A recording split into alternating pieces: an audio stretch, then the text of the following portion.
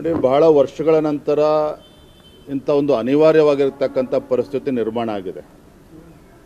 ಆದರೆ ಒಂದಂತೂ ಸತ್ಯ, ಕಳೆದ ಹಲವಾರು ದಶಕಗಳಿಂದ ಕಾಶ್ಮೀರದಲ್ಲಿ ಯಾವ ರೀತಿ ಉಗ್ರಗಾಮಿಗಳ ಒಂದು ಅಟ್ಟಹಾಸಕ್ಕೆ ಹಿಂದೂಗಳ ಮಾರಣ ಹೋಮವೂ ಕೂಡ ಆಗಿದೆ, ಭಾರತವು ಕೂಡ ಅದಕ್ಕೆ ಬೆಲೆ ತೆತ್ತಕ್ಕಂಥ ಕೆಲಸ ಮಾಡಿದೆ.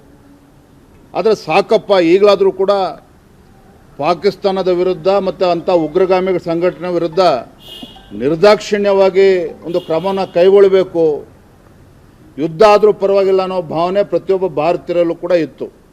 ಹಾಗಾಗಿ ಈಗಾಗಲೇ ಅದು ಪ್ರಾರಂಭ ಆಗಿದೆ. ಇಂಥ ಸಂದರ್ಭದಲ್ಲಿ ಪ್ರತಿಯೊಬ್ಬ ಭಾರತೀಯನೂ ಕೂಡ ಪರಿಸ್ಥಿತಿನೂ ಕೂಡ ಅರ್ಥ ಆಗಿದೆ. ಇಂಥ ಸಂದರ್ಭ ನಾವೆಲ್ಲ ಒಟ್ಟಿಗೆ ಇರಬೇಕು ಅಂತಕ್ಕಂಥ ವಾಸ್ತವಿಕ ಸತ್ಯನೂ ಕೂಡ ಗೊತ್ತಿದೆ. ಹಾಗಾಗಿ ಇವತ್ತೇನು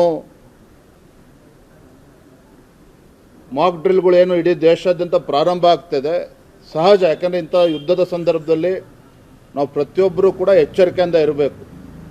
ಆ ನಿಟ್ಟಿನಲ್ಲಿ ಇವತ್ತು ಈ ರೀತಿ ಮಾಕ್ ಡ್ರಿಲ್ಗಳು ನಡೀತಾ ಇದೆ. ಎಲ್ಲರೂ ಕೂಡ ಅದಕ್ಕೆ ಬೆಂಬಲವನ್ನು ಕೂಡ ಕೊಡ್ತಾರೆ. ಅದ್ರ ಬಗ್ಗೆ ಯಾವುದೇ ಅನುಮಾನಗಳು ಬೇಡ.